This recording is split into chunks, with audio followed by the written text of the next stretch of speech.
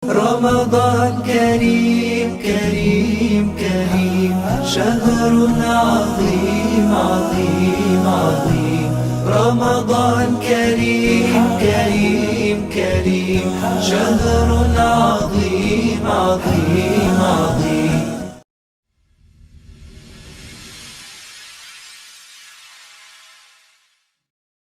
A'udzu billahi minasyaitonir rajim. Bismillahirrahmanirrahim. Assalamualaikum warahmatullahi wabarakatuh. Setinggi puja sedalam syukur marilah kita panjatkan kehadirat Allah yang Maha Ghafur, yang mana Allah Subhanahu wa taala adalah zat yang menciptakan kita, menghidupkan kita, dan yang kelak akan mematikan kita. Salawat dan salam kita pintakan kepada Allah Subhanahu wa taala. Semoga senantiasa tercurahkan kepada Rasulullah Sallallahu Alaihi Wasallam. Kembali lagi bersama kami di segmen Serpihan Ramadan, serial ayat pilihan di bulan Ramadan. Sebagai petunjuk bagi umat manusia, maka Al-Quran berbicara kepada manusia secara total, mencakup dimensi materi dan non-materi. Berikut peran mereka sebagai hamba sekaligus khalifah. Itulah sebabnya Al-Quran berbicara kepada manusia melalui hati dan akalnya. Totalitas interaksi nalar menghendaki pemahaman Al-Quran secara utuh dari segala segi. Tidak bisa diambil sebagian untuk kemudian dilupakan bagian yang lainnya. Totalitas interaksi kolbu menghendaki keimanan dan kesadaran seperti yang diisyaratkan dalam Al-Quran. Surah Al-Baqarah ayat 3 sampai dengan ayat 5. A'udzu billahi minasyaitonir rajim. Bismillahirrahmanirrahim. Alladzina yu'minuna bil ghaibi wa yuqimuna as-salata wa mimma razaqnahum yunfiqun. Walladzina yu'minuna bima unzila ilaika wa ma unzila min qablik wa bil akhirati hum yuqinun. Ulaika ala hudam min rabbihim wa ulaika humul muflihun. Yang artinya, yaitu mereka yang beriman kepada yang ghaib, yang mendirikan salat dan menafkahkan sebagian rezeki yang kami anugerahkan kepada mereka, dan mereka yang beriman kepada kitab Al-Quran yang telah diturunkan kepadamu dan kitab-kitab yang telah diturunkan sebelummu, serta mereka yakin akan adanya kehidupan akhirat. Mereka itulah yang tetap mendapatkan petunjuk dari Tuhannya, dan merekalah orang-orang yang beruntung. Quran Surah Al-Baqarah ayat 3 sampai dengan 5.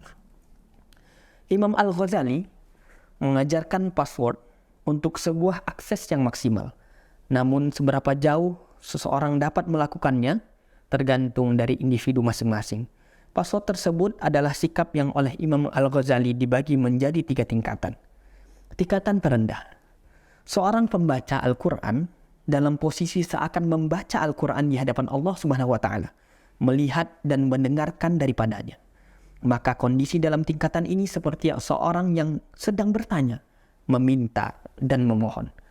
Tingkatan menengah mengisyaratkan dengan hatinya seakan Allah Subhanahu wa taala melihat dan berbicara kepadanya dengan segala kelembutan serta memberikan kepadanya segala kenikmatan dan kebaikan.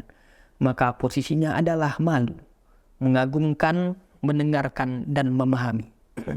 Adapun tingkat tertinggi, kondisi di mana seseorang mampu melihat pembicara dalam dialog tersebut. Ia juga mampu melihat sifat-sifat di dalam kalimatnya.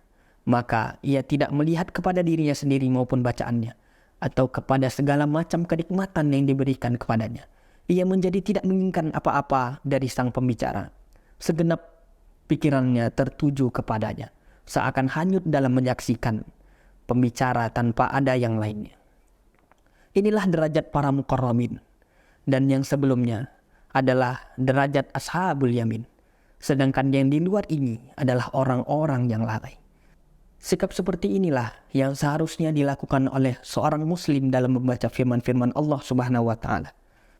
Kekuatan ayat-ayat Al-Quran dalam memberikan petunjuk dan bimbingan telah dibuktikan oleh Rasulullah SAW dengan keberhasilan dakwah beliau dalam tempo kurang lebih 23 tahun.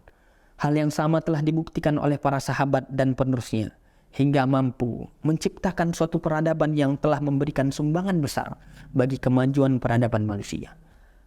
Hal ini secara tidak langsung telah membuktikan bahwa Al-Quran adalah suatu mukjizat yang paling besar, yang tidak hanya dirasakan oleh sang Nabi, namun juga oleh pengikutnya, bahkan oleh siapapun yang ingin merasakan kehebatannya. Pantas saja jika Al-Quran menantang manusia untuk membuat 1 atau 10 surah semisalnya tanpa bantuan dari Allah Subhanahu wa Ta'ala. Di momentum Ramadan yang mulia ini,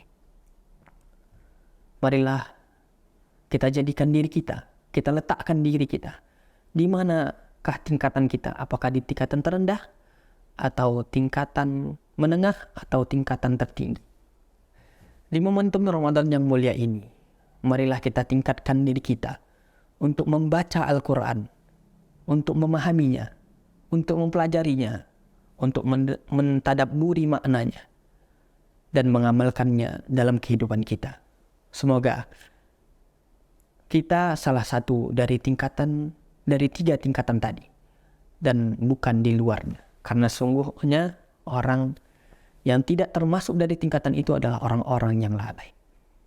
Mungkin cukup sekian yang dapat saya sampaikan kepada sahabat Thaibah dimanapun Anda berada.